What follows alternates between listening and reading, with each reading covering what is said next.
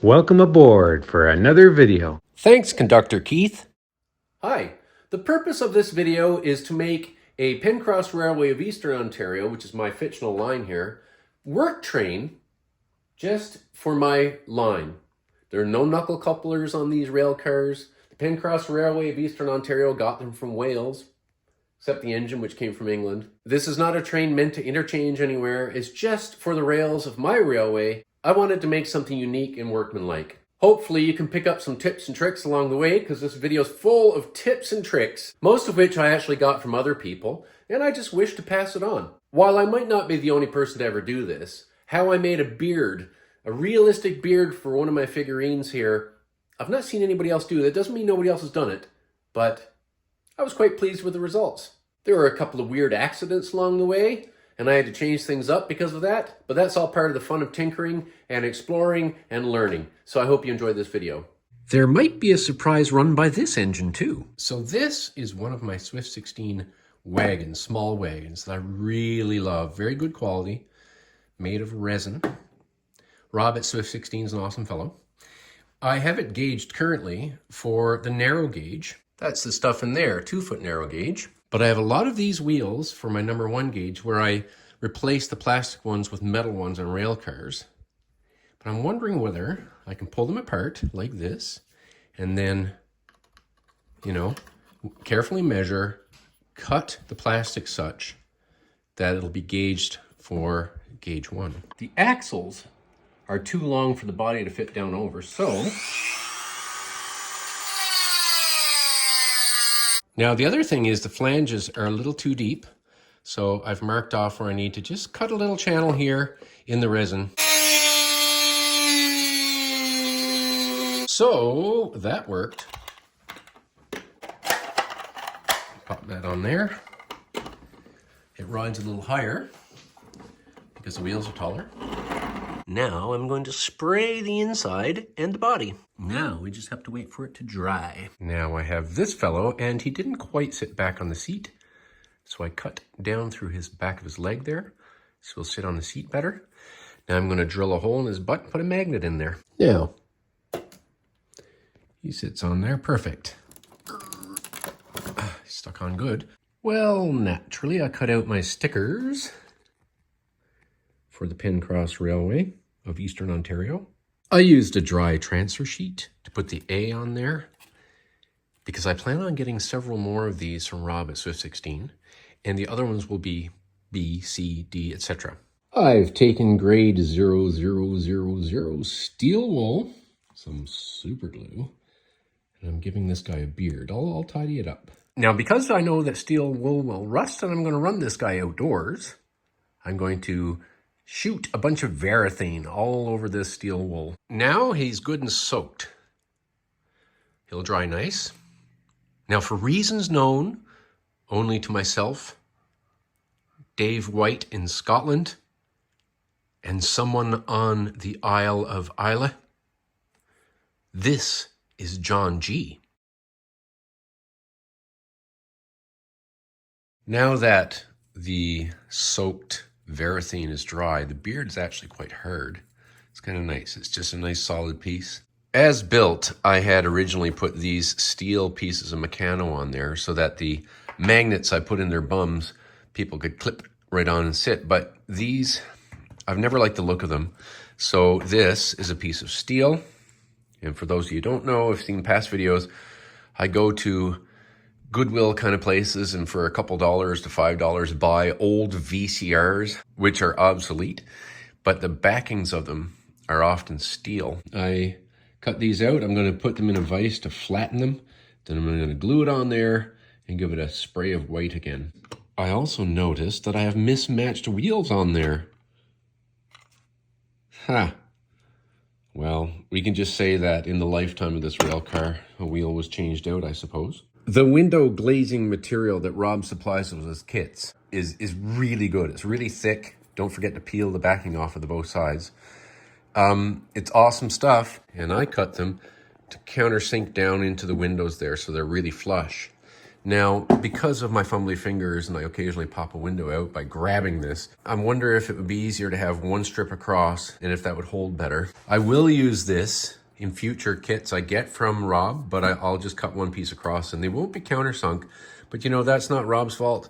It's my fault. So occasionally I keep the window fronts off of box packaging, and I'm gonna cut that out and glue it in there. So it doesn't look quite as good as countersunk, but it looks much better than no glass. So I just hit the wheels with a flat black.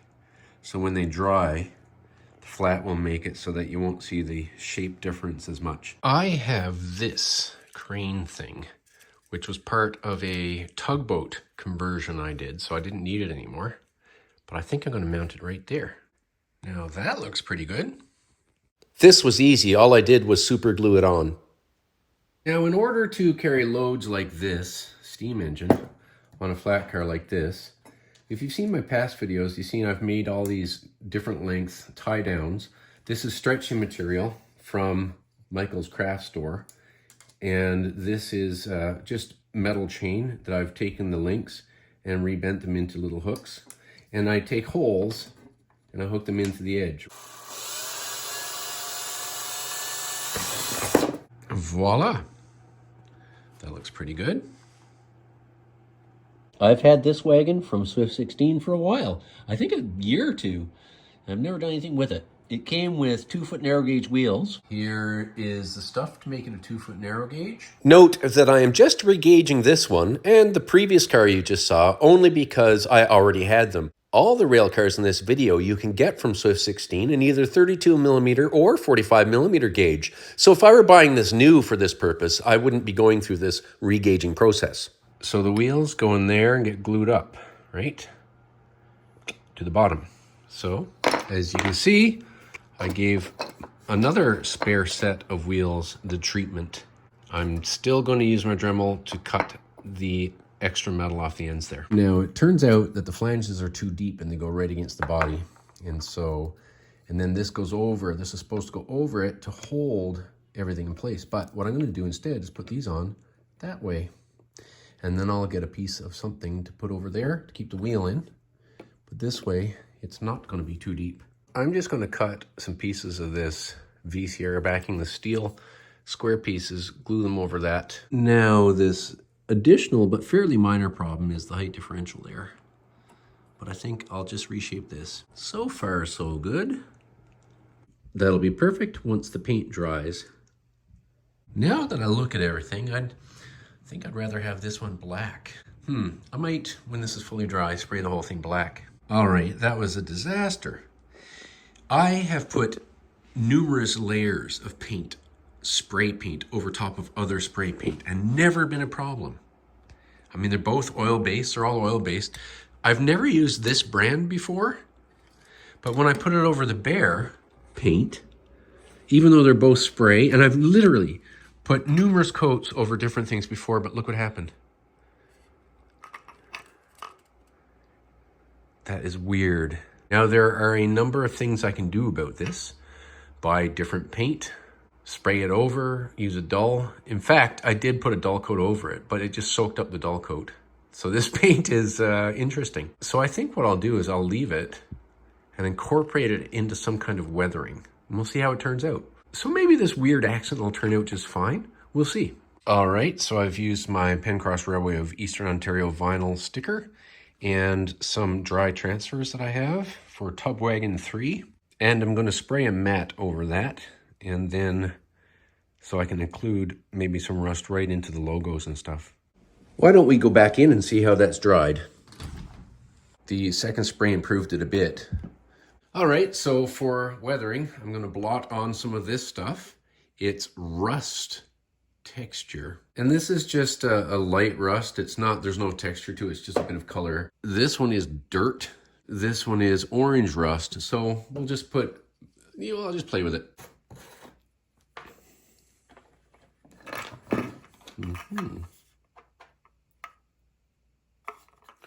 Just, a few spots there. A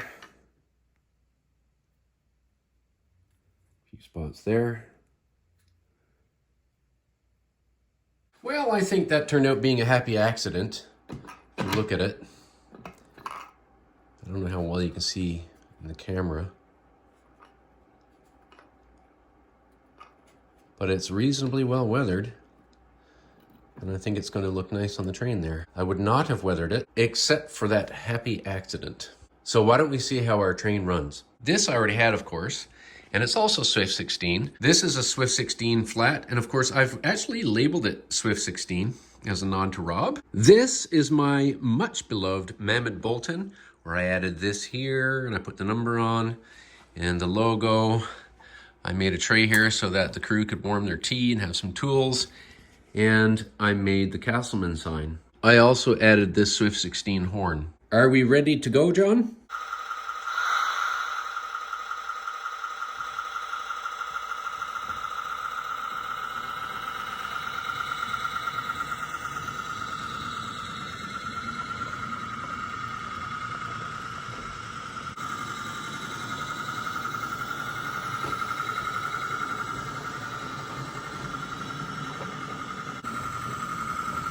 I'm pleased with the weathering of this rail car.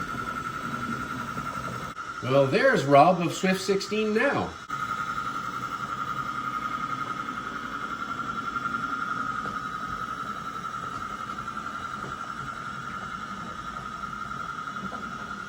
Oh, Henry, it's so good to see some new equipment around here. I know what you mean, Marge. Yes, I know what you mean. It's awfully nice.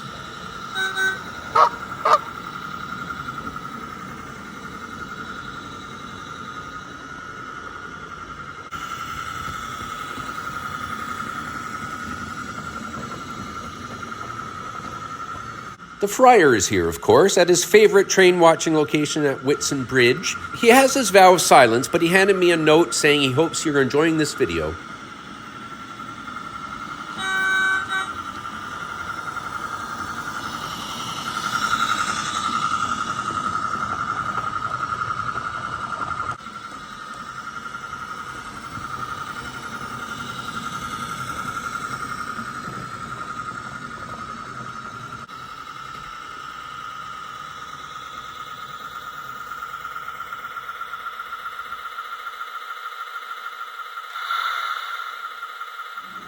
It turns out that this train matches my old AccuCraft Ruby nicely.